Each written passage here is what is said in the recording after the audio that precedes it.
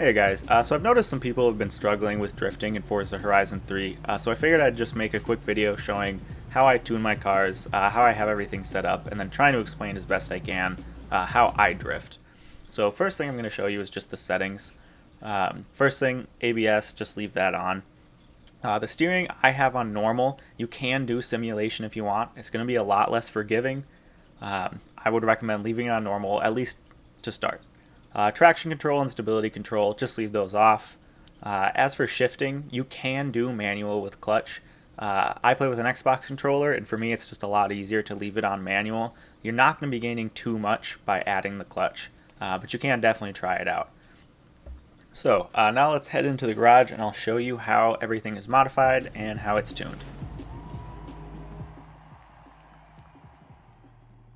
Alright, so starting with upgrades, the first thing I do with all of my drift builds is swap in the biggest engine they have available. Some people have better luck with the V6 or inline 6 engines, but I personally like the bigger, torquier ones. So you'll see I have a V8 in here. Notice it is also twin turboed, which you can see from the dyno graph. There's a lot of turbo lag, which is actually a good thing for drifting. And then from there it's pretty simple, just max everything out. The only important exception is going to be for the tire compound. Make sure you leave that at sport, otherwise you're going to have too much or too little grip and it just won't slide right. And then for the tire width, I like to max it out. This is definitely something you can play with though. So now let's show you how I tune the car. Alright, so starting with tire pressure, for the front it doesn't make a huge difference. I would recommend keeping it within 1 psi of 28. For the rear, however, that is going to make a pretty big difference. I would recommend personally starting with 26 and then going down from there. If it starts to feel worse, you can go back up, but I wouldn't go much higher than 26. For the gearing, I will get back to that, but we'll start with alignment. You're going to want a lot of front negative camber. 3 degrees is a good place to start, and then push it from there. For the rear, again, 1 degree is a good place to start, and then I would recommend pushing it even further negative from there. For the toe, just leave it, except for in the rear, do just a small amount of toe in. I usually just leave it at negative 0.5. Now I like a lot of front caster, but I would actually recommend starting at something like 5.5 or 6 degrees and then pushing it from there. You're going to be able to get more angle, but it might also cause you to spin out if you're just starting with the car. For the anti-roll bars, this doesn't make that big of a difference, but I like to push everything towards the soft end, and I like the rear to be softer than the front. And then for the springs, leave the stiffness alone, but slam the car. The only exception is going to be for the front, pull it up just 1 notch from the maximal lowness.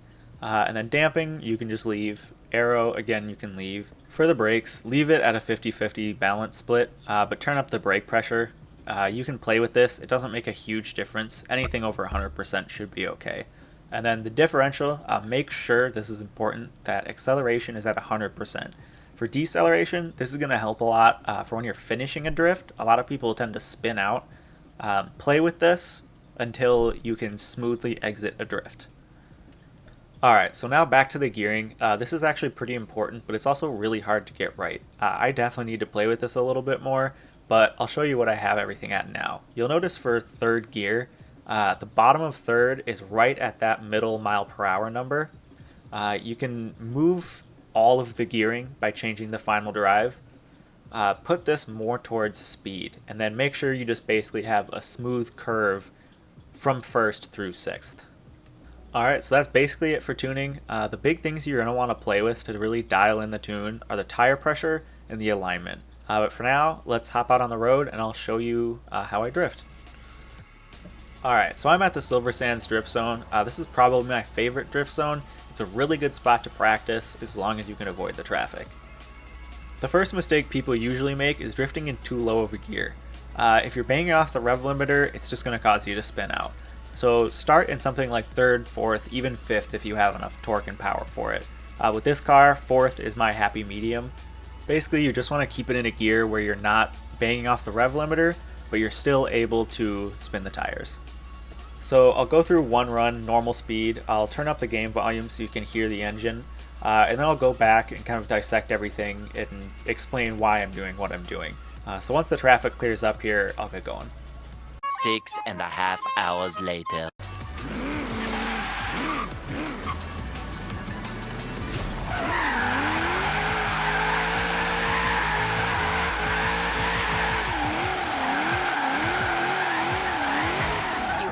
entered your destination. Alright, so there you have it. Now I'll go back, replay the video in slow motion with some pauses, and explain what I was doing. Alright, so the initiation is probably the hardest part of the drift. So I'll freeze frame it right here. Right at the moment of initiation, you want to do about 4 things at the same time. You're going to let off the throttle, you're going to turn into the drift, you're going to tap the e-brake, and then mash back on the throttle. And then almost immediately after, you're going to want to counter steer hard. And for the next second or two, it's going to be really difficult to manage the balance between spinning out and snapping back in the other direction. Once you feel like you're set into the drift a little bit more, you can start to play with the throttle, which will give you either more or less angle. As for counter steer, the general rule is try to keep your wheels pointed in the direction you want to go. You'll be doing more steering with the throttle than you will with your front tires. So I'm going to play the video here one more time in slow motion and just go over a couple more things. Again, the first couple seconds here of the drift are always the most important and the thing that needs the most practice. You can see here, the rev limiter is not bouncing. I actually don't have that much angle, so I'm allowed to get into that red without it spinning out. And then when I want to transition here, I'm actually going to let off the throttle, counter steer hard in the opposite direction, just let the car slide for a second. Doing this lets the car's weight settle a little bit. It means that you're not going to spin out. But as soon as the car wants to snap back in the other direction, you'll notice I'm feathering the throttle again. This corner specifically likes to suck in the front end, which means I'm not too hard on the throttle just for that corner. But that's something you're going to pick up over time. So that's basically all there is to it. Definitely remember to play with the tune. Everyone drifts a little bit different, and everyone wants their tune to be a little bit different to compensate for that. What I've shown you here today is just the way I do things, and I feel like it's a good place to get started, but in practice you're going to learn a lot of different techniques. So there you have it. I hope I helped some people out here, and good luck drifting.